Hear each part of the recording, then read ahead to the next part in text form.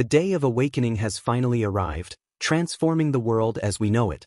In this bleak and frozen wasteland, a group of powerful warriors assembles. All eyes are fixed upon the Death Den, a legendary S-rank dungeon that houses a most ancient evil. It is the very first S-rank gate to ever appear on planet Azure, and for decades, it has stood completely unconquered. Piles of skeletal remains serve as a grim monument to the countless challengers who met their end within its depths. But today, that history of failure ends. The lone warrior Su Ming has braved the Death Den completely by himself. After an immense struggle, he emerges as the victor. He has successfully slain the god-tier aberration lurking inside. Yet at the dungeon's exit, depleted of strength, he receives no hero's welcome. Instead, an ambush is sprung by the very men who were once his comrades. They completely encircle him, their malicious intent radiating in the cold air. A traitor mocks Su Ming, ordering him to stop prolonging the inevitable and hand over the divine artifact he has just claimed. Su Ming's body crackles with leftover power as the devastating truth of their plan crashes down on him. He understands that they laid in wait, ambushing him the very moment he conquered the dungeon, all to steal the prize. He looks at their leader, wondering if he orchestrated this entire treacherous scheme from the very start. From among the traitors, a man named Zhang Tang steps forward, his own sword already drawn and pulsing with power. He confronts his former friend, ordering him to hand over the divine artifact. He appeals to their old brotherhood, saying that for its sake, he will not take Su Ming's life. Zhang Tang smirks, clarifying his offer with a threat to simply destroy all of Su Ming's remaining power instead. Clutching his own magnificent blade, Su Ming laments how utterly blind he must have been. He recalls how he had treated Zhang Tang as a brother ever since he turned 18. They had fought side by side for all those years, and yet he never once saw how venomous his companion truly was. His mind is filled with the crushing bitterness of betrayal, but he decides not to fall so easily. He raises his sword, declaring that this divine artifact is what they are all after. He then unleashes a cataclysmic surge of red and purple energy, creating a massive explosion of power. He stands defiant, daring his old comrades to witness the true power of the Ring of Tao Defiance. He challenges them to come and take it from him. Su Ming scoffs, telling them he is afraid they do not have what it takes. This incredible surge of energy leaves his former allies completely stunned. One of the impatient traitors insists there is no time to waste, urging the others to kill Su Ming. Another traitor advises restraint, warning the group that they cannot afford to be reckless while Su Ming wields the artifact's power. As the intense standoff continues, a new player suddenly descends from the sky, crying out Su Ming's name. He looks up, shocked to see a pink-haired woman named Ren Xiaoman flying toward him. She lands and embraces him tightly in her arms. She explains that she heard someone was plotting against him and was so worried that she had to come. Su Ming reassures her that everything is all right. He tells her their enemies are no match for him now that he holds the divine artifact. Still, one question lingers in his mind as he wonders how his enemies knew his exact whereabouts. As he ponders this mystery, the blonde traitor smirks with cruel understanding. In that exact moment, a sharp pain explodes in his back. Ren Xiaoman has driven a dagger into him, revealing that it was her who told them where to find him. Su Ming stares at her in absolute shock as a sinister red mark glows on the hilt of her blade. He struggles to comprehend her actions, questioning why she of all people would do this. Across the field, the blonde traitor shouts in triumph. He declares that their plan worked and the final catalyst is now in place. He gives the order to activate the imprisonment formation. Instantly, a massive red magical sigil materializes in the sky above, completely trapping Su Ming within its bounds. From the cursed wound in his back, glowing red chains burst forth. They wrap around his body, completely suppressing all of his powers. He recognizes this curse mark as belonging to Ren Xiaoman, realizing she must have betrayed him long ago. At that moment, Zhang Tang walks over to stand beside Ren Xiaoman, casually draping his arm around her shoulders. The blonde traitor mockingly explains that the imprisonment formation was prepared specifically for him. He adds that Su Ming can no longer channel his powers. Ren Xiaoman then adds another layer to the cruelty, admitting that the only reason she was ever with Su Ming was for Zhang Tang. She coldly tells Su Ming that they were only ever using him. It was all because he awakened a rare 9-star talent, making him the perfect tool to acquire the divine artifact on their behalf. Absolutely broken by the double betrayal, Su Ming collapses to his knees. He unleashes a guttural scream of pure rage and anguish at the heavens. With Su Ming now bound and powerless, the blonde traitor gives the final order. He commands his men to kill him and seize the divine artifact. The traitors all charge forward in unison, their weapons glowing with deadly energy, ready to land the final blow. But just as they are about to strike him down, the very ground beneath them erupts. A massive skeletal hand bursts from the snow, followed by an entire legion of undead warriors that intercept the attackers, shielding Su Ming from harm. Su Ming looks on in utter shock, wondering what is happening and who has come here to aid him. The rescuer is a woman with striking light purple hair wearing a hooded cloak. Su Ming immediately recognizes her as Ji Yao, the necromancer. She lands defiantly between Su Ming and his enemies, holding her powerful staff at the ready. She tells Su Ming not to give up, declaring that they cannot let these despicable wretches get the divine artifact.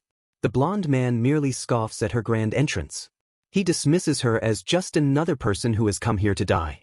He boasts that with dozens of masters on their side, not even a god descending from the heavens could save Su Ming now. The traitors clash fiercely with Ji Yao's army of undead summons.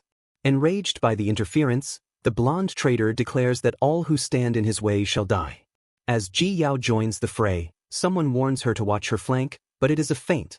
The warning is nothing more than a distraction, and she turns in shock just as a white-haired man closes the distance. He swings his powerful blade wreathed in lightning right at her, telling his former classmate not to blame him for this. Su Ming, still bound by the curse, can only watch in helpless horror. He screams her name, Ji Yao, as the devastating attack connects. With Ji Yao now incapacitated, the white-haired man sees his opening. He tells Su Ming that this is hardly the time to waste energy on someone else. He sneers that now he too can die. The man then plunges his glowing blue blade deep into Su Ming's chest. Leaning in close, he offers one final cruel choice. He tells Su Ming to hand over the divine artifact, and he might consider sparing his worthless life. But Su Ming has one final act of defiance left in him. Gripping the magical chains that bind him, blood streaming from his mouth, he glares at his betrayers with absolute hatred. He calls them nothing but animals as a terrifying aura of red and black energy begins to build inside him. In a final, desperate gambit, Su Ming unleashes a self-destructive ability. He activates his god-tier technique, Annihilation Burst. A truly cataclysmic explosion of raw power erupts from his very being, forcing Zhang Tang and Ren Xiao Man to retreat in alarm. In the quiet aftermath, the battlefield is still. Mortally wounded, Su Ming reaches out, his thoughts focused only on Ji Yao's name. He drags his broken body to her side, cradling her form and filling with overwhelming regret. He wonders why she had to come here for him, reflecting on how many times he had failed her in the past. Ji Yao, with a faint and peaceful smile on her face, reaches up to gently touch his cheek. She tells him that if they are going to die, they should die together. As his life force drains away, Su Ming finds one last surge of indomitable strength. His mighty sword materializes and plunges itself into the frozen earth before him. This act is a declaration against all his enemies. Holding Ji Yao's body close, Su Ming, the Godslayer, swears a solemn oath for all to hear. He proclaims that if he is ever reborn, he will swear an oath to tear them all to pieces, naming Ren Xiao Man and Zhang Tang specifically. His betrayers watch from a distance, confused by his actions. Then, a look of shocked realization dawns on Zhang Tang's face. He understands Su Ming's desperate final plan in an instant. He intends to take the divine artifact with him into the abyss of the Death Den, ensuring they will never get their hands on it. His final vow now sworn, Su Ming tells them that if they want the divine artifact so badly, then they can come and take it. He then leaps from the edge of the cliff, clutching Ji Yao to his chest as they fall together into the swirling, chaotic energy below. And in his hand, the ring of Tao Defiance shines with a brilliant, impossibly bright golden light. The entire world dissolves into a blinding whiteness. Su Ming's hand falls limp, life seemingly abandoning his body. But then his consciousness suddenly returns. He finds himself not in some dark abyss, but staring up at a clear blue sky above a familiar school building. Utterly bewildered, his confusion deepens when a voice echoes from a microphone. An announcer declares the official results of the 127th Awakening Ceremony at Xianjing First Academy. A student by the name of Wang Chang has successfully awakened his power. His new class is revealed to be Enchanter, a non-combat life profession. Su Ming, now a young student once more, stands among a crowd of teenagers. He overhears other students remarking that their school's luck seems quite bad this year. The words, "awakening ceremony," jolt his mind. A strangely familiar feeling washes over him, followed by the shocking realization that he has traveled back in time. He is 18 years old once again, reliving the day of his very own awakening ceremony. As Su Ming stands among the other students, his memories of this exact day return with perfect clarity. He recognizes Wang Chang, a boy he remembered being called Fatty. He recalls that Wang Chang had also become an enchanter in his past life, confirming that this is no mere dream. He puts his new reality to the test, thinking of the students next in line for the ceremony. He remembers that Li Songyang will become a 2-star warrior. He remembers Qian Yu's awakening will ultimately fail. And he recalls that Song Li will become a battle mage. The events unfold precisely as his memories foretold. Li Songyang celebrates his successful awakening as a warrior. He is followed by Qian Yu, who cries in bitter disappointment after his awakening fails. Then, Song Li steps up, successfully becoming a battle mage. With every event perfectly matching his memory, any lingering doubt in Su Ming's mind is erased. A confident smirk spreads across his face as he fully accepts the impossible truth that he has truly been reborn. His expression then twists into one of intense fury as the painful memory of his betrayal by Zhang Tang and Ren Xiaoman flashes in his mind. He believes this second chance to live must be a gift from the heavens themselves, an opportunity to rewrite all of his regrets. His thoughts are abruptly interrupted by a collective gasp from the crowd. On the stage, a younger version of Zhang Tang awakens, surrounded by an incredible purple aura. The announcer excitedly declares that Zhang Tang has awakened a rare hidden combat class, the Magic Hammer Warrior, with a powerful 8-star innate attribute. The students immediately buzz with excitement. They comment that such a powerful awakening is to be expected from the young master of the prestigious Zhang family. Hearing this, Su Ming can only stare at his future archenemy with a cold, burning hatred. While the announcer celebrates the school's new genius, Su Ming feels a light tap on his shoulder. He turns and is utterly shocked to see a young, healthy Jiao standing there in a school uniform. She tells him that she had been looking for him for a while. Noticing his stunned expression, she asks if there is something on his face. Overwhelmed by emotion, he quickly composes himself and says he just wants to congratulate her in advance. His strange comment confuses Ji Yao, who asks him what he is congratulating her for. The vivid image of her dying in his arms flashes through his mind from his past life. A genuine, gentle smile forms on his face. He tells her it is nothing, and that she is going to understand in just a moment. Filled with a sincere, overwhelming relief, he adds that it is so good to see her again. Just as he finishes speaking, the announcer's voice calls out for the next student, Ji Yao. Startled, she acknowledges it is her turn and makes her way to the stage. She places her hand on the heavenly steel. This large, ancient artifact crackles with intense blue energy. As her fingers make contact, a massive surge of power erupts from the stone, completely engulfing her. The announcer's voice, now filled with shock, declares that another hidden profession has appeared. It reveals that Ji Yao has awakened as a necromancer, with a powerful 7-star innate level. The other students are completely stunned, buzzing with absolute disbelief. Su Ming simply watches with a calm, knowing smile on his face. He thinks to himself that this is completely as expected, and now it is finally his turn. The announcer calls for the next student, Su Ming. As he walks toward the stage, Ji Yao wishes him good luck. The other students are not so optimistic. They whisper that it is impossible for a third hidden profession to appear, especially for an orphan like Su Ming. The world of Blue Star is located in the Dragon Country, and it is ruled by the powerful awakened. Decades ago, the day of awakening first arrived. Since that day, every single person who reaches the age of 18 participates in a ceremony to change their profession and become one of the awakened. These chosen individuals have fundamentally changed the face of the world, for they possess the power to bend its rules and gain the wealth to change their destiny. However, this power comes at a great price. The awakened must also face ferocious giant beasts and terrifying dungeons, enduring countless challenges. As he walks towards the heavenly steel, Su Ming reflects on his past life. He remembers that as an orphan he had lived his life relying on relief funds and scholarships. But on the day of that awakening ceremony, he was extremely fortunate to be favored by the heavens. A celestial phenomenon had appeared just for him. He had awakened an incredibly rare 9-star innate attribute and the legendary profession known as the God of Slaughter. Now, standing on this stage in his second life, he is determined to change his own destiny. He reaches his hand toward the awakening artifact. He vows that today he will once again make everyone see him in a completely new light. The moment he makes contact, a massive surge of energy erupts, creating a spectacular phenomenon in the sky. The announcer stares in disbelief. He wonders if this incredible fluctuation could possibly signify the birth of a genius with a 9-star or even higher innate attribute. Ji Yao and the other students are equally stunned by the sight. Su Ming reaches out, ready to feel the familiar fluctuation of runes from his first awakening once more. But this time, something is very different. A glowing sigil appears on his chest.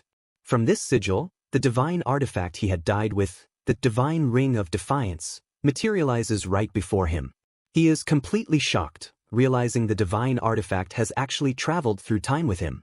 Before he can even process this revelation, another unexpected event occurs. A strange sensation spreads throughout his entire body, and a holographic system screen suddenly appears.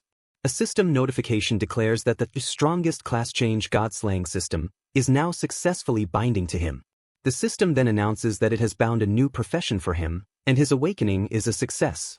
But instead of his former profession, he has been granted something far greater. The system reveals a mythical profession, the Sword God. Su Ming can only stare in utter astonishment, questioning what a mythical profession even is and what this powerful new title truly means. The immense energy from Su Ming's awakening leaves everyone completely speechless. The shocked announcer wonders what kind of profession could possibly create such a phenomenon. In the crowd, the students debate what this could possibly mean. One of them worries that if it is a life profession, it will be an absolute tragedy for Su Ming. Another student immediately dismisses this. He states that a phenomenon of this magnitude could never be for a mere life profession. As he watches, sweat pours down Zhang Tang's face from the overwhelming pressure, so intense he is unable to move. Su Ming stands calmly inside the storm of energy, processing the information from the golden system panel before him. He confirms that his awakened profession is the Sword God, a different class from the God of Slaughter of his previous life. He touches the system interface, which performs an identification scan and confirms his identity as Su Ming. The system then displays his new status to him. His profession is Sword God, and he now possesses a golden talent called the sublimation of all things. Su Ming is completely stunned. He realizes this golden talent is an entire rank higher than the 9-star profession he had awakened in his past life. A confident smile spreads across his face as he understands his new power will far surpass his old one. Eagerly, he opens his skill interface to see his new abilities. His excitement immediately turns to pure shock. The profession skill screen shows 0% progress with a single stark message. No abilities have been awakened. Su Ming becomes absolutely furious. He grabs the holographic panel, internally screaming about how a golden level talent can possibly come without a single skill. While Su Ming is distracted, the crowd on the ground grows restless, completely confused by the prolonged delay. The announcer finally calls out, asking Su Ming if he has finished his profession change. Su Ming stares at the skill-less interface, seething with anger. He cannot believe that after awakening a supposedly supreme class, he possesses no actual abilities. He wonders if this entire system is just messing with him. Suddenly, the panel displays a new message. It states it has received his feedback and will now continue its guidance.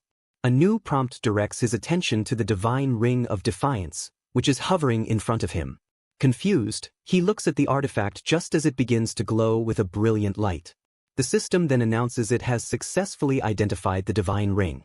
As soon as the artifact is identified, the system panel shines brightly. A massive pillar of golden light erupts from Su Ming's position, shooting directly into the sky. The powerful shockwave blasts outward from the stage, forcing the Academy's principal to brace himself against the force. High above the heavenly steel, a massive, glowing, multicolored star materializes, displaying the number 10 at its very center. The principal's eyes go completely wide. He stammers in utter disbelief, recognizing the symbol for a 10-star innate attribute.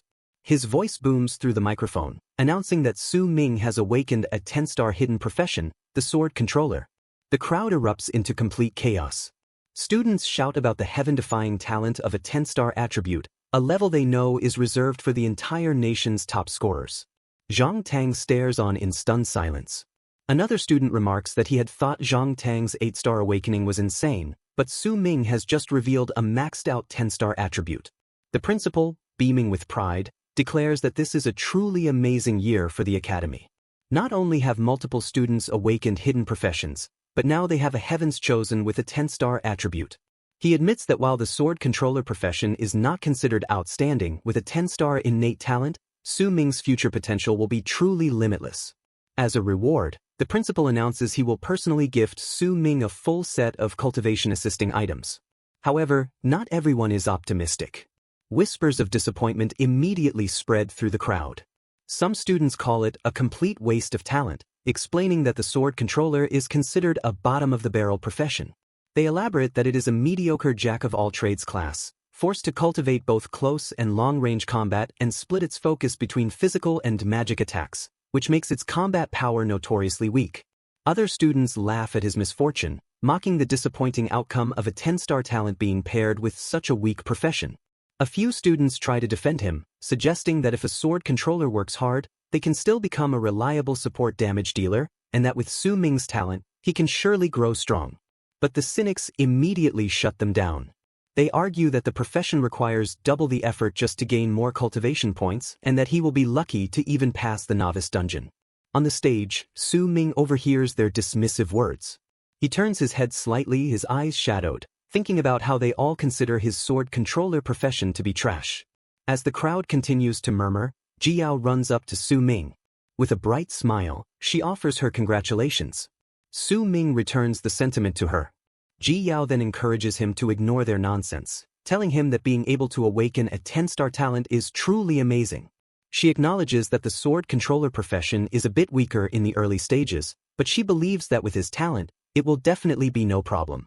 Su Ming gives her a warm smile and thanks her, reassuring her that he did not take their words to heart. He then cryptically adds that their reaction is exactly what he wanted, which leaves Jiao confused. Their conversation is interrupted as the announcer calls for the next classmate. The crowd cheers as Ren Xiaoman, the school belle, walks forward. Zhang Tang is seen encouraging her to do her best. Jiao comments on how popular she is as expected of their school's belle, but Su Ming remains completely silent. Instead of watching, Su Ming turns and begins to walk away from the stage. Jiao calls out to him, confused, reminding him the ceremony is not over yet. Su Ming replies coldly, without even looking back, that he is not interested. As he walks away, painful memories of his past life flood his mind. He remembers how that woman had used his talent, and in the end, she did not hesitate to betray him.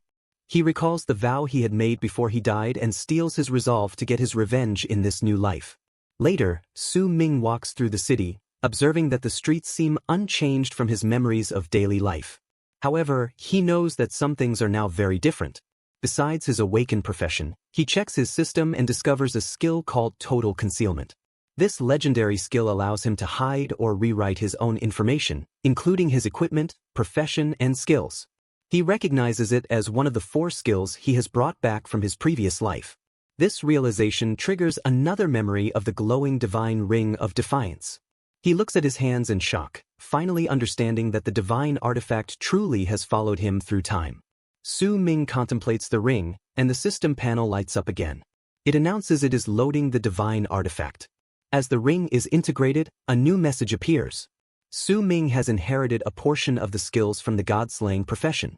He looks on in shock, questioning how it is possible for him to have the skills of a god-slayer from his past life when his new profession is sword god. A detailed status screen then materializes. It shows his name, Su Ming, level 1 with his balanced base stats. His profession is confirmed as the mythical, world-unique sword god, and his talent is sublimation of all things. The skills section now lists 4 abilities: God of Slaughter's Strike, Total Concealment, Divine Shadow Step, and Eye of Insight. With this new information, Su Ming begins to formulate a plan. He thinks of the old proverb about an innocent man becoming a criminal just for possessing a treasure. To avoid being used by others again, and because his current strength is not yet enough, he knows he must hide his information. While his 10-star talent is impossible to hide, he decides he must use total concealment to hide everything about his sword god profession. He vows to firmly seize this second chance at rebirth. He knows from his past experience that the challenge of the novice dungeon will arrive the day after the ceremony ends. With his past knowledge and powerful new skills, Su Ming is confident the novice dungeon will be no challenge at all. His primary goal is to level up faster than anyone else and acquire better equipment. To achieve that, he decides he must challenge the dungeon's most difficult boss right from the start. But before he can do that, he must get his hands on a good weapon. Meanwhile, in a luxurious room, a different scene unfolds. Zhang Tang and Ren Xiaoman are together. Ren Xiaoman playfully teases Zhang Tang for taking her to such a place just after the ceremony. Zhang Tang, still irritated, tells her not to mention the awakening ceremony, complaining that Su Ming completely stole his thunder. Ren Xiaoman, however, is already scheming for the future. She tells him not to be mad, explaining that although Su Ming is just a sword controller, the attributes he awakened are too high. She assures Zhang Tang that Su Ming will definitely have a lot of use value in the future. Intrigued, Zhang Tang asks what she means. Ren Xiaoman smiles faintly and shows him something on her phone. As Zhang Tang looks, his expression shifts from annoyance to surprise. Ren Xiaoman explains her plan with a cold, calculating look in her eyes. She is confident that if she goes and baits him a little, he will definitely take the hook, and he will be of use to them in the future. Following his own plan, Su Ming arrives at a massive skyscraper that houses a weapons shopping area. He takes an elevator up to the 12th floor, where he is welcomed into a weapon shop. As he walks through the store, he observes that the place is filled with newly awakened students, all preparing for the next day's novice dungeon trial. He overhears some students lamenting their lack of money for weapons. They realize they will have to just use their awakened abilities and work like dogs to earn money. Su Ming's attention is then drawn to a crowd gathered around a specific weapon display. They admire a glowing blue sword called the Tyrant's Frigid Sword. It is a diamond-grade weapon that was recently forged by a very high-level greatsword class player. The crowd marvels at its special power to completely freeze the blood inside a monster, but they are also daunted by its price of 1 million advent coins. As they express their awe, Su Ming smirks to himself. He remembers from his past life that this particular weapon is a fake, and that the gang of merchants who sold them were all caught later. His thoughts are suddenly interrupted by a voice. He turns to see a well-dressed woman with short gray hair, flanked by 2 bodyguards. She asks if he is classmate Su Ming, and he in turn asks who she is. The woman introduces herself as Jiang Lan, the vice director of the Jiang'an conglomerate, and hands him her business card. Su Ming takes the card but states that he does not think he knows her. Jiang Lan ignores his comment and, loud enough for others to hear, announces that on behalf of the Jiang'an conglomerate, she will cover all of his expenses there today. She then tells him that she hopes he can do her a favor. When Su Ming asks what kind of favor, she instructs a bodyguard to bring out a photograph. The picture shows a young smiling girl with flowers in her hair. Jiang Lan explains the girl is her younger sister, Jiang Yunqing, who goes to the same school as him and also successfully awakened that morning. She reveals she has already thoroughly investigated the news about his 10-star talent. She reasons that with his talent, tomorrow's novice dungeon should not be too difficult for him. She reminds him that only newly awakened profession changers can enter the novice dungeon and then finally makes her request. She hopes that he can team up with her sister and protect her as she completes the challenge. After a moment of silence, Su Ming flatly refuses, telling her that he is not interested. As he turns to walk away, Jiang Lan is left in shock. She shouts after him, promising that as long as he agrees, he can pick any weapon he wants in the store. But her offer is met only with silence. Furious, she thinks to herself that as a poor student who just successfully awakened, he should not be refusing her. Just as she fumes, Su Ming stops in his tracks. With a calm expression, he turns back and asks if that is so. He then points to the most expensive weapon in the store and declares that he wants it. He demands the Frosty Sky Cold Sword that is worth 1 million. Jiang Lan is enraged by his demand, believing he is deliberately trying to make things difficult for her. She accuses him of being unreasonable and questions if he really thinks his current status is worth 1 million. Su Ming simply reminds her that she was the one who said he could pick whatever he wants. He tells her that if she is not willing to follow through, then they should just forget it. With a confident smile, he offers her a piece of advice. He tells her to have her sister put all her effort into preparing for the test, implying there are many things you cannot achieve with just financial power. Surprisingly, Jiang Lan's anger fades and is replaced by an interested smirk. She admits that classmate Su Ming is interesting and that she has offended him. She then turns and leaves with her bodyguards. The onlookers are completely stunned, whispering about how that student just played the people from the Jiang'an conglomerate. As they leave, Su Ming's phone buzzes with an incoming message. He looks down and sees the sender is Ren Xiaoman. The message is exactly as he remembered from his past life. She asks him if he has always liked her, claims to have had a change of heart, and wants to see him that night on the roof of the school building. Su-ming notes with cold amusement that even though he did not awaken the god-slaying profession this time, her tactics have not changed at all. Remembering his promise for vengeance, he replies with a simple message, agreeing to see her there. With that business dealt with, Su-ming turns his attention back to acquiring a weapon. He approaches a shop assistant and asks about a display of what appear to be raw sword stones. The assistant explains that these are raw weapon stones which have a chance to produce silver-grade weapons. She cautiously warns him that it is all based on probability, and most of the raw stones only produce the lowest grade weapons. To her surprise, Su-ming tells her this is exactly what he wants. He explains that compared to buying a silver weapon at a high price that will soon become obsolete, gambling for one here at a cheap price is the most suitable option. However, as he looks at the raw stones, he thinks to himself that this is not a gamble for him. The truth is that he can actually see the data within these stones. This is all thanks to the second skill left to him by his god-slaying profession, the Eye of Insight.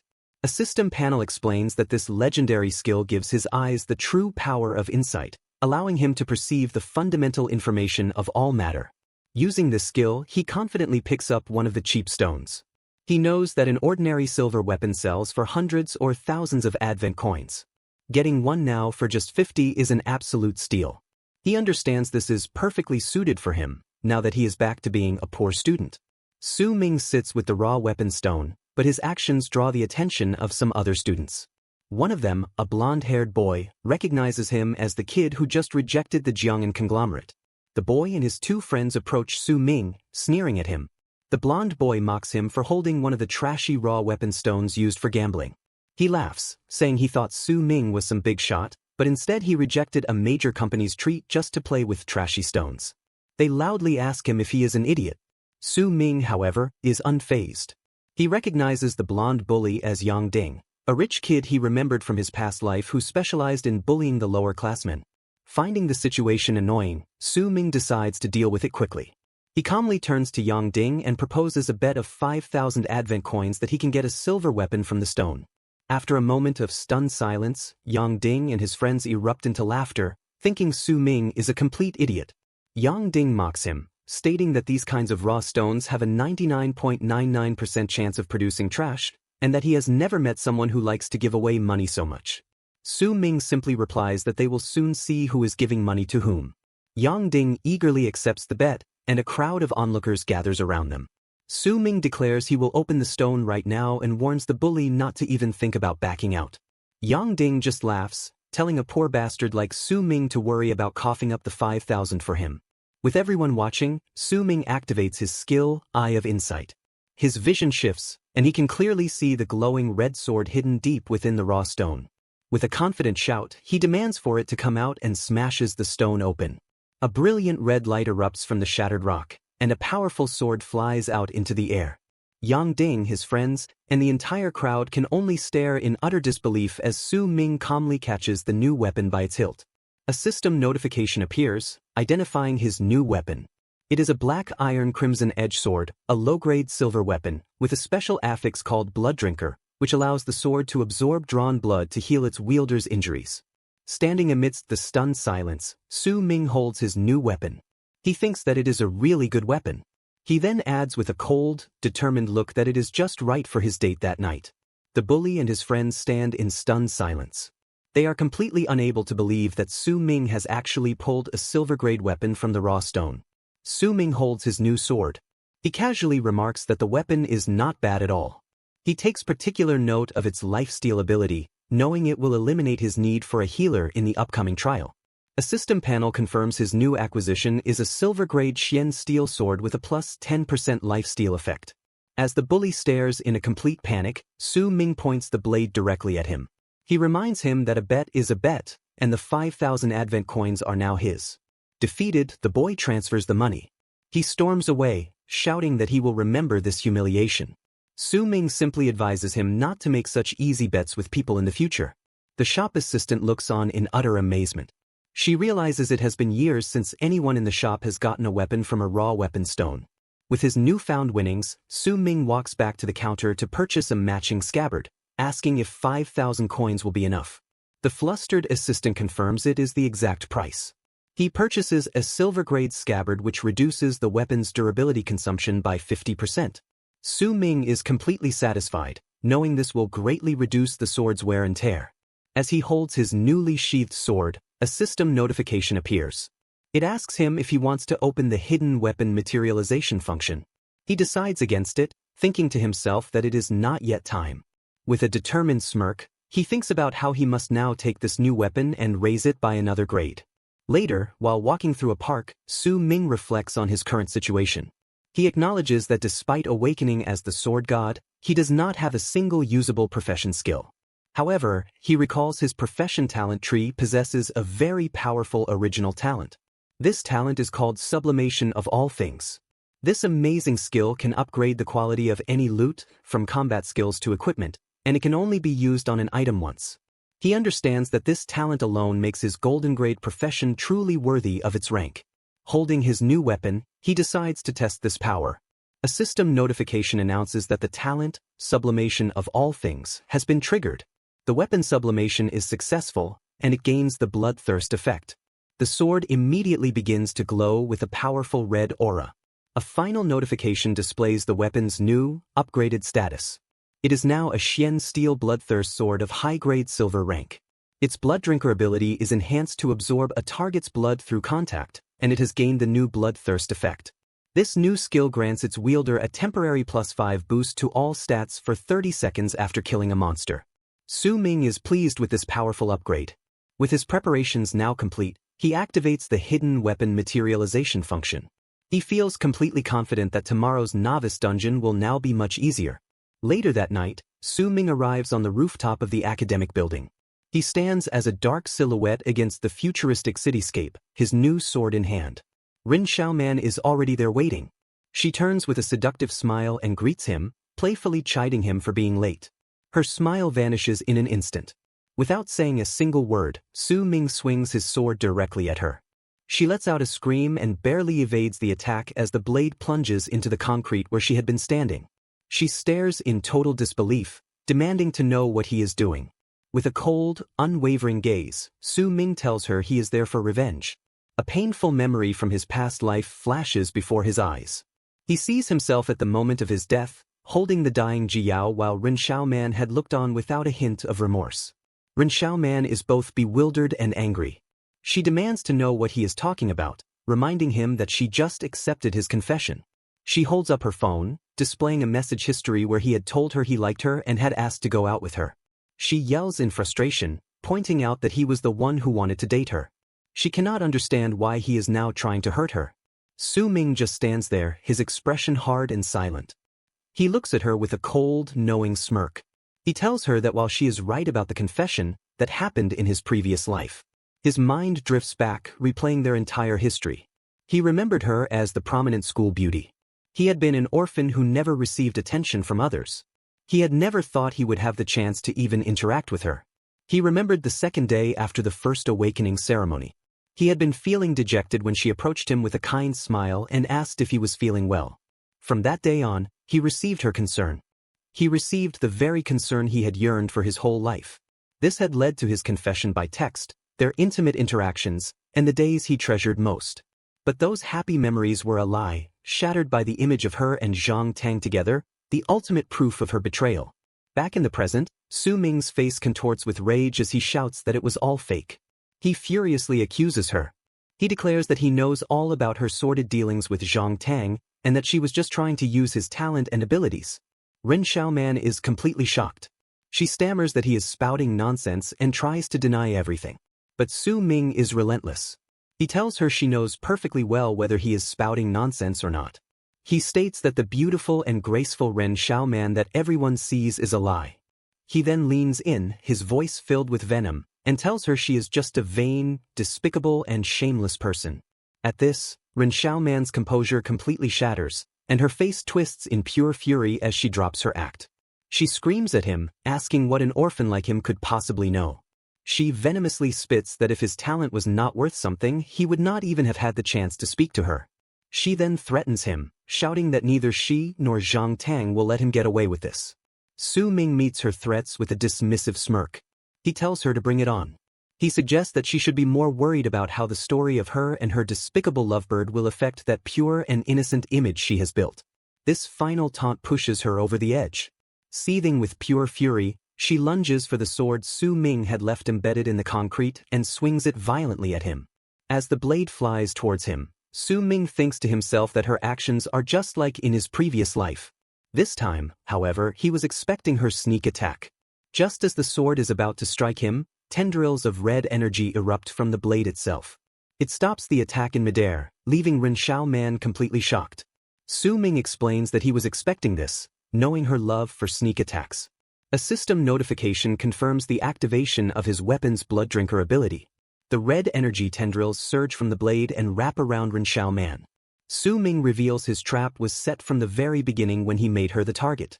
The tendrils shoot forward, striking her directly in the face. She lets out a piercing scream of pure agony. She cries out that her face is disfigured. As she crumples to the ground, Su Ming stands over her and coldly tells her that she brought this upon herself. He is about to declare this is his revenge. But she interrupts, screaming that she will have Zhang Tang kill him. Unfazed, Su Ming simply recalls his sword, which dematerializes into his hand. He then turns and walks away, telling her to go back and tell Zhang Tang that he is welcome to come and settle the score. He declares that this slash today cuts them down. As he leaves her crying on the rooftop, he thinks to himself that this slash also cuts away the concern he once treasured so deeply. Later, he receives a notification on his phone. It is a gift pack from the academy. The message is from Principal Wang, a novice gift pack exclusively for him, the 10-star talent, as a reward from the school. The package contains 1 marrow strengthening pill, a combat suit gift pack, and 10,000 advent coins. The next day begins promptly at 6 in the morning. Su Ming holds the marrow strengthening pill that the principal had gifted him. He acknowledges the principal's generosity but suspects it is an act of pity for him awakening the weak sword master profession despite his 10-star talent. He consumes the pill, immediately complaining that this thing tastes really bad for breakfast. The awful taste is quickly forgotten as he is completely engulfed in a brilliant golden aura. A system notification shocks him. The pill has granted him plus 10 to his constitution attribute and 100 experience points. This is enough to instantly promote him to level 2 and grant him 10 free attribute points. As his status screen updates, a new passive talent activates, Innate Sword Body. This talent means he has innately formed a sword within his very heart, which allows him to learn any sword type skill while ignoring all of its restriction conditions. Su Ming is immensely pleased with this development. He realizes that, as expected of his 10-star gold grade talent, he can learn a new talent just by leveling up. Filled with newfound confidence, he smirks and declares that he will show them what he is made of in today's novice dungeon. He arrives at the Xinjing First Academy's teaching novice dungeon area. It is a bustling plaza filled with students and glowing portals. A group of his classmates immediately approaches him. The very same students who had mocked his profession the day before now eagerly ask to team up with him. They praise his 10-star talent and the principal's novice gift package. They suggest that smoothly completing the novice dungeon will now be very simple for him. They offer their own professions to support the sword master's supposed weak points, hoping to ride his coattails to a higher contribution value. Su Ming is utterly disgusted by their blatant hypocrisy. He thinks about how realistic these people are after looking down on his profession just yesterday. He bluntly turns them down, stating that he already has a team. His words are overheard by Ji Yao, who rushes over in surprise, asking him when he had already formed a team. She explains she came to the dungeon area early this morning precisely to be the first to team up with him. Su Ming, caught off guard, tries to explain the situation to her. He tells her what he plans to challenge is not for common contribution rewards and he is worried that she might get hurt if she teams up with him. He then leans in and whispers his true intentions into her ear. He reveals that he plans to go alone and challenge the hidden boss. Just as Ji Yao is processing this shocking information, they are interrupted by a blue-haired student with a confident smile. The student introduces himself as Yen Zi from Class 4. He reveals that his awakened talent is a 9-star Demon Hunter Ranger and he formally invites Su Ming to join his team. Su Ming recognizes Yen Zi from his previous life and, without a moment's hesitation, flatly refuses his offer. Before Yen Zi can press the issue, Ji Yao quickly steps in to intervene. She puts her arm around Su Ming's shoulders and confidently announces that Su Ming has already teamed up with her, so they should all stop bothering him. The other students, including Yan Zi, apologize for the intrusion and finally leave them alone. As the crowd disperses, Su Ming looks at Ji Yao with gratitude, thinking to himself that she is truly reliable. As Su Ming stands with Ji Yao, he glances at a nearby clock, noting that the dungeon's start time is fast approaching. Right on cue, a massive blue portal swirls to life in the center of the plaza. A voice announces that the 127th Novice Dungeon Challenge has officially begun. From the portal, a holographic broadcast of Principal Wang suddenly appears. Looking like he has just woken up from a nap, the principal apologizes for oversleeping and not making it to the scene to cheer them on. He explains the rules of the mandatory one-day trial. Every student has been pre-registered, and inside, they will earn points based on their respective contributions. He strongly advises all students to challenge the dungeon in teams to increase their survival rate and to complete the challenge within the day. As the principal is speaking, Ji Yao turns to Su Ming, only to find he has vanished from her side. She looks around, completely confused. Before anyone can react, Principal Wang officially declares that the dungeon is open. In that very instant, a single figure shoots past the other students and dives straight into the swirling blue portal. The crowd erupts in shock, shouting that someone has already gone in. They quickly identify the lone challenger as the 10-star student, Su Ming. Upon entering the dungeon, Su Ming is hit with a wave of nostalgia. He remembers how, in his first life, he had been both scared and excited, rushing around recklessly just to get more contribution value. A powerful voice then echoes through the dungeon, welcoming the novice transferees. The voice explains the dungeon is a place full of danger and opportunity, and to leave, they must defeat the regular boss. However, it also hints at another, higher difficulty method for those who seek greater rewards. With a determined look, Su Ming declares his new goal for all to hear. He states that in this life, he chooses the most difficult challenge. He is coming to slay the ultimate hidden boss. He finds himself in a lush, moonlit jungle. The system identifies the location as the Raging Tide Forest, a level F zone. He immediately notes that the map for the novice dungeon changes every year, which makes this place completely different from his previous life. He also knows the spawn point inside the teleportation gate is random for every challenger, so route planning will be different for everyone. This also means the monsters he encounters will be different, adding another layer of unpredictability to the trial. As Su Ming begins to explore, he quickly encounters a formidable foe. It is a massive, sentient tree monster with a head of roaring fire and a menacingly carved face. He knows from his past life that this elite monster, although immobile, uses its vines to drag its targets into its burning tree hole and roast them alive. However, his goal is not to fight every monster he encounters. He is completely focused on the hidden boss. Therefore, he decides it is best for him to try and avoid these difficult monsters. He looks at a holographic map, plotting his route through the forest. He thinks about how his reason for rushing in first was to give himself a head start. He needs to scout the new dungeon layout and find the things he needs to challenge the hidden boss. While the map changes every year, he knows that the fundamental strategy to trigger the boss fight will not. He understands he must act quickly, before more people come in and make it harder to collect the necessary items. With his plan set, he leaps into action, bounding through the dense, dark forest. Sometime later, at 7:30 in the morning, another group of students enters the dungeon. A girl with light blue hair and her two male teammates look around the quiet clearing. They note there do not seem to be any other challengers nearby and conclude that the area should be safe. Their sense of security is immediately shattered when the girl hears movement in the trees, alerting her team. They look up just in time to see another student crash down through the foliage. The boy, wielding a hammer, lands near them, screaming for help. The newly arrived team can only stare in absolute shock as the source of his panic chase is revealed. They are two giant, monstrous rats with glowing red eyes. Recognizing them as bloodthirsty rats, the students' courage completely fails. In a blind panic, they decide to split up and run for their lives. Back in the main plaza, the true danger of the trial becomes terrifyingly apparent. At 7:31, a real-time dungeon report flashes above the portal, announcing that 3 challengers were devoured by the bloodthirsty rats. The highest-ranked fallen student was the 6-star talent, Li Dabiao. Ji Yao, who is still trying to form a team, is shocked. She is alarmed that a 6-star awakened has fallen so quickly. She urgently calls for everyone to speed up forming their teams, shouting that the people inside the dungeon need more help. Meanwhile, inside the raging tide forest, the situation is grim. The blue-haired girl who had been chased is now running for her life, all alone and badly injured.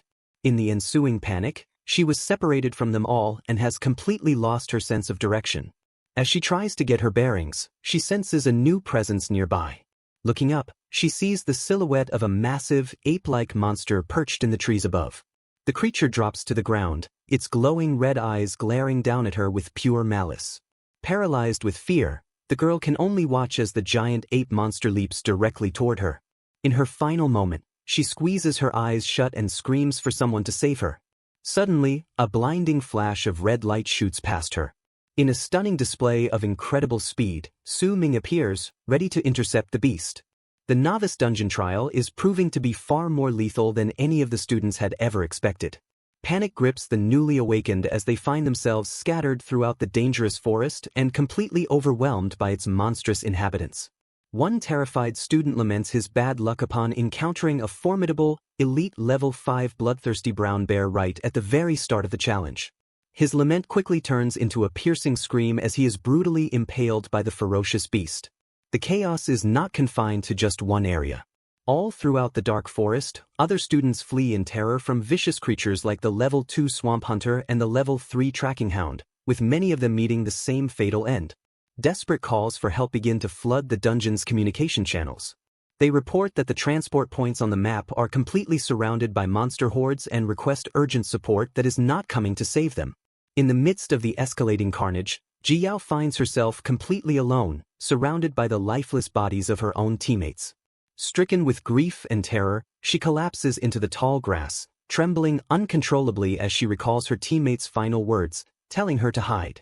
Barely half an hour has passed since the trial began, and the dungeon's difficulty is already so impossibly high that she doubts if any newly awakened students can possibly challenge it and clear it alive. Elsewhere in the dense forest, the light blue-haired girl is in absolute shock, now cornered by the giant ape monster. Just as the powerful beast lunges toward her to attack, a flurry of swift sword strikes cuts through the air. Su Ming suddenly appears in a blinding blur of motion, leaping gracefully over the terrified girl and landing directly between her and the beast. The girl looks at him in complete awe. She thinks to herself that he is so incredibly strong, and that he has killed the powerful monster in just an instant. Gratefully, she begins to thank him, recognizing him and asking if he is the famous 10-star Su Ming. With a calm and collected smile, Su Ming tells her he was just passing by. He then warns her grimly that he will not be able to save her a second time, revealing that the monster has not actually been killed yet. The blue-haired girl is completely shocked to hear that the monster is still alive. She turns around to see its menacing shadow looming directly behind her. Panicked, she declares she will go and get reinforcements and yells for Su Ming to hang in there as she flees for her life. Now alone with the monstrous beast, Su Ming calmly activates his special skill, Eye of Insight. A system panel reveals the monster's true identity to him. It is a mutated ape king, a level 3 vicious beast with very high strength and constitution, but extremely low agility.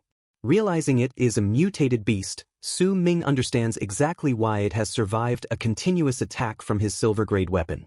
The mutated ape king recovers from its injuries and leaps high into the air, bringing its massive fists down in a powerful, earth-shattering slam. But Su Ming easily dodges the ferocious attack. He notes with a confident smirk that the guy's speed is not bad at all and decides to have a little contest with it. Recalling the special skills he inherited from his past life, he decides to use the third one, Divine Shadow Step. A system notification explains this amazing skill is an acceleration footwork technique that instantly boosts his speed by 50% and makes him completely immune to all physical, magical, and spirit attacks and unable to be targeted while it is active, though it consumes a large amount of his stamina. A surge of brilliant teal energy completely envelopes Su Ming's body. He vanishes in an instant, reappearing directly behind the completely confused Ape King, taunting it by saying he is behind it now. The monster roars in rage and spins around to counterattack, but Su Ming disappears again in a flash of bright light. Looking down at the now off-balance and extremely vulnerable beast, Su Ming declares their contest is over, finding the entire thing quite boring and one-sided.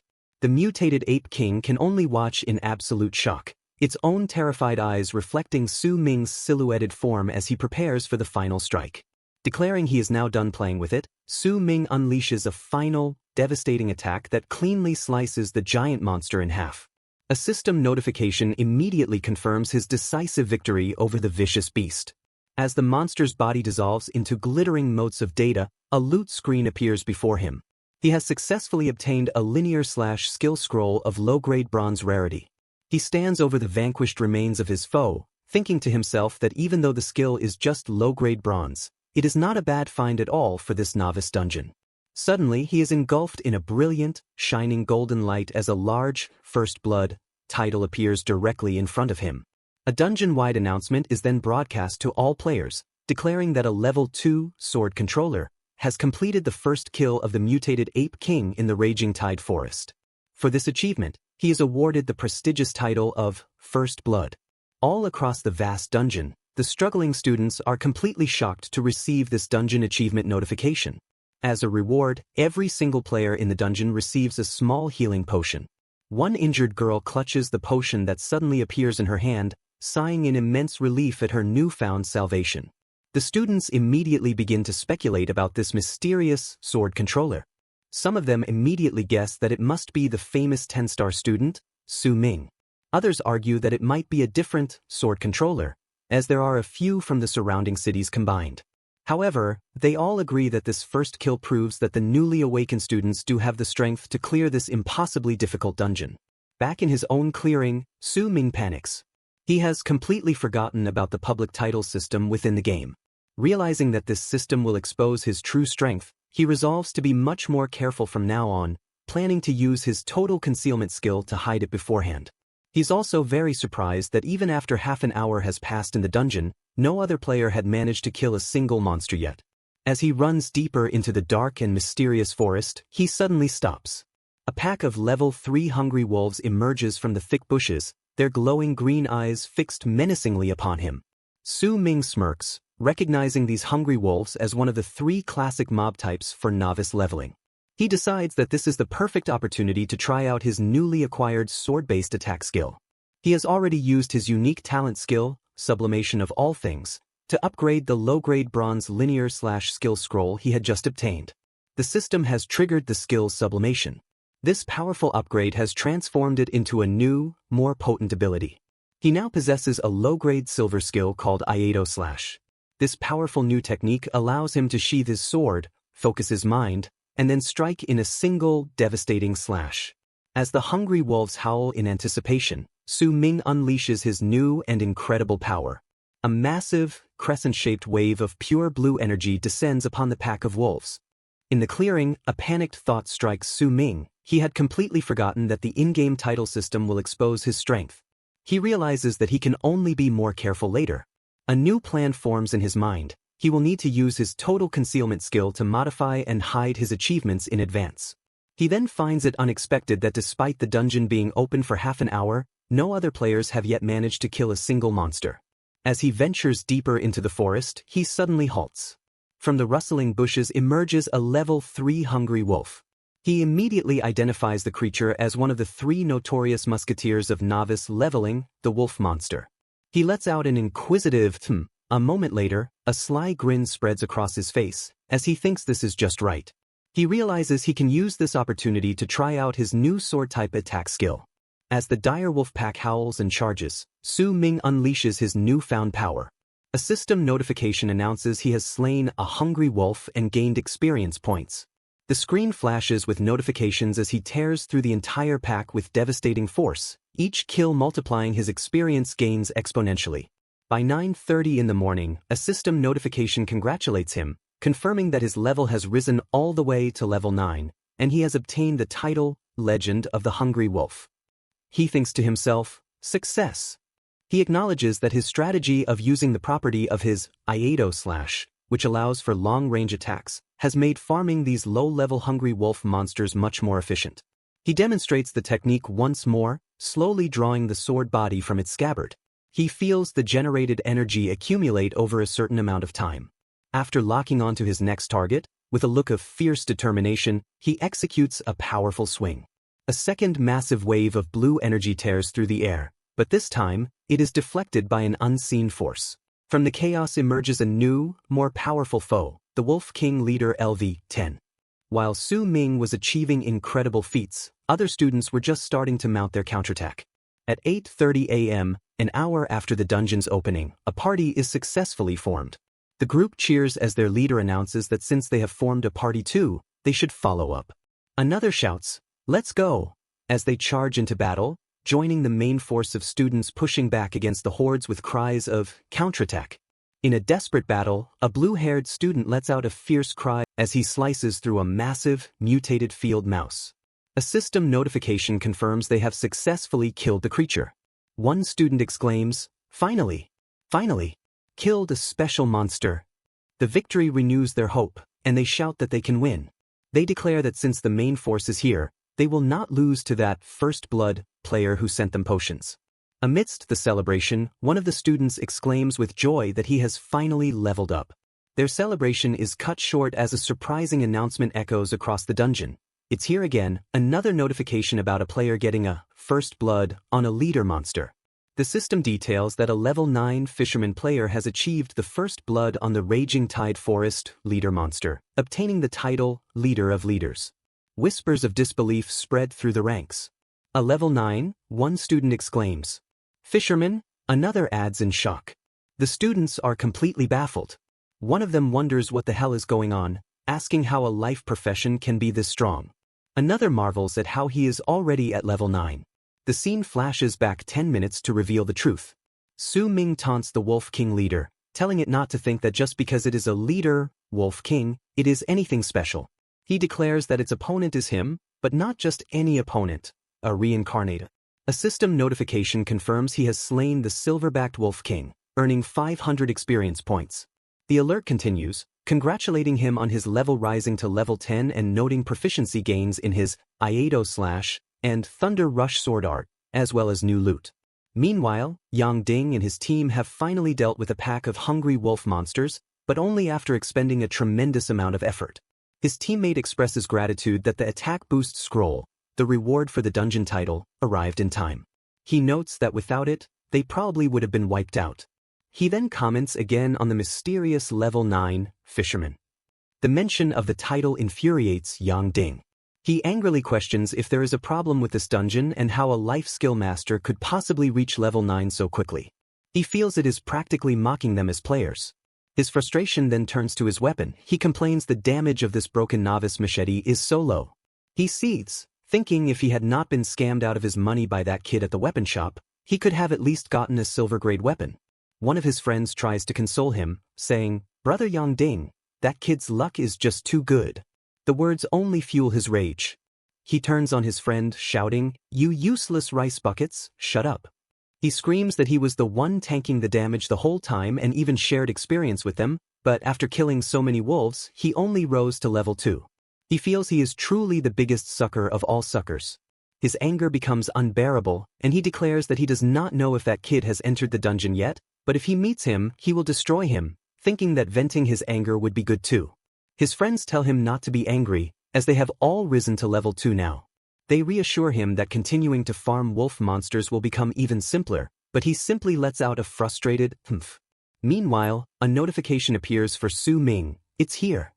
The system congratulates him on reaching level 10 and triggering the primary profession change task.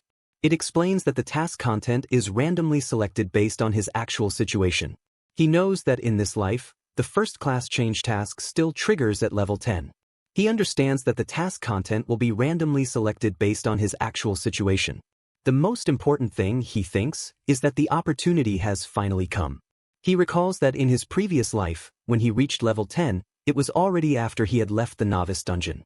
He remembers that therefore, the randomly refreshed first-class change task matched the higher difficulty E-rank dungeon he was challenging at that time.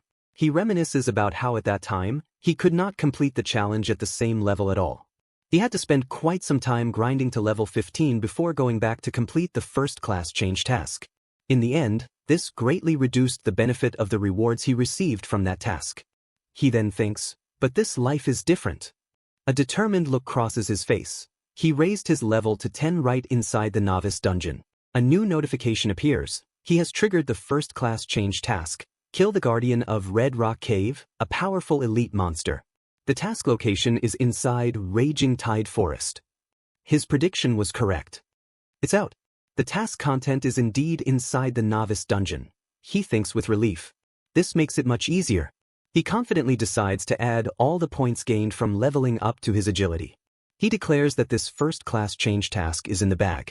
A new notification then congratulates him, announcing his agility attribute has broken through 100. It informs him he has obtained the Sword God Profession skill, Sword Martial Master. This is a low-grade platinum passive skill with a proficiency of 0 out of 100,000. Its effect is that he can now equip sword-type weapons of any level, ignoring all requirements. The scene shifts to a meeting room at the Xianjing First Academy.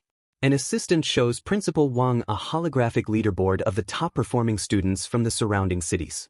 The principal is shocked to find that Su Ming, the 10-star student he had such high hopes for, is nowhere on the list. His assistant suggests that Su Ming's sword controller profession is likely weak in the early game, but she admits that it is strange for him not to even be in the top 500. Their discussion is abruptly interrupted as the door bursts open and a woman storms into the room. She introduces herself as An Ranling, the vice mayor of Xinjing City. She is absolutely furious, stating that the principal had told her all about a very good seedling this year, but the dungeon data shows he is not on the list at all. Principal Wang tries to explain the situation, but the vice mayor accuses him of lying to her about the student's strength just to get more qualification tokens for the prestigious Heavenly Tower Council. She points out that based on the current data, only Yan Zi and Zhang Tang from his academy show any real potential. Because of this poor showing, she is reducing the academy's qualification tokens from the usual 3 down to just 2. She then warns him that if the academy ranks at the bottom again this year, they will not receive any tokens at all next year. She then promptly storms out of the room. Left completely stunned, Principal Wang holds the 2 remaining tokens with a heavy heart. He knows that the Heavenly Tower Council is an important avenue for his students, and he had been counting on Su Ming to grasp them 1 more token, not lose one. He can now only hope that Su Ming will do his best and not let him down. Meanwhile, back in the Raging Tide Forest, Su Ming arrives at the entrance to the Red Rock Cave. He checks his map, confirming this is the correct location for his first-class change task, and is relieved that he did not encounter any troublesome small monsters along the way. He peers into the dark and mysterious cavern, acknowledging that since he had never visited this place in his previous life, he has no idea what monsters will spawn inside. With a serious expression on his face, Su Ming cautiously steps into the Red Rock Cave. He is immediately ambushed as a creature slams down in front of him from the ceiling. It is a small, blue-skinned monster with glowing red eyes. The system identifies it as a level 6 gold-digging goblin. The goblin glares at him with pure malice. Before the creature can make a sound, Su Ming leaps into action. He swings his sword with incredible speed, determined to kill it before it can alert the entire cave to his presence. However, his swift kill has the complete opposite effect. A system notification informs him that he has triggered the Goblin Cave awareness and activated a special goblin mode. Su Ming is taken aback by this development. He tenses up, realizing with a grim expression that this first-class change task is not going to be as simple as he had imagined. From the surrounding darkness, a massive horde of goblins suddenly emerges, their red eyes glowing menacingly as they charge directly toward him. The system confirms his fears. It announces that all goblins inside the Red Rock Cave will now launch a fierce attack on him. A separate panel explains that goblin mode is a self-indulgent lifestyle that deviates from social norms with no guilt. Forced into a desperate battle, Su Ming begins to cut his way through the massive swarm of monsters. He knows that although the individual goblins are not of a high level, their sheer numbers pose a serious threat. As he retreats deeper into the dark and winding cave, he begins to worry if his weapon's durability can hold out against such a prolonged fight. As Su Ming fights his way through the endless goblin horde, he suddenly notices a much larger threat looming in the darkness ahead. It is an enormous elite goblin, and it raises a massive, glowing weapon. The giant monster leaps into the air and brings its weapon down in a powerful slam, forcing Su Ming to dodge to the side. However, the attack is actually a coordinated trap. As Su Ming is airborne from his dodge, goblin archers take aim from the shadows. A volley of sharp arrows rains down on him, and several of them find their mark, injuring him. As he lands, he acknowledges that these guys are actually quite smart. They know that it is hard for him to make evasive adjustments while he is in the air. The assault is absolutely relentless. The moment he lands, two more goblins with sharp daggers descend upon him from above. He manages to block their swift strikes, but the constant, unending pressure is beginning to take a heavy toll. He realizes that his mana is draining far too quickly. He cannot afford to keep using his powerful Divine Shadow Step skill for a long time. Now completely surrounded by a sea of goblins and their formidable elite leader, Su Ming understands the extreme difficulty of the situation. He knows that for him, a player who is completely lacking skills in the early game, killing them head-on will be incredibly difficult. A confident smile suddenly appears on his face as he decides that if a direct approach will not work, he can only be a bit more flexible. Putting his new plan into action, he leaps away, using the cavern walls to propel himself out of the horde's reach, declaring that he will dodge first out of respect.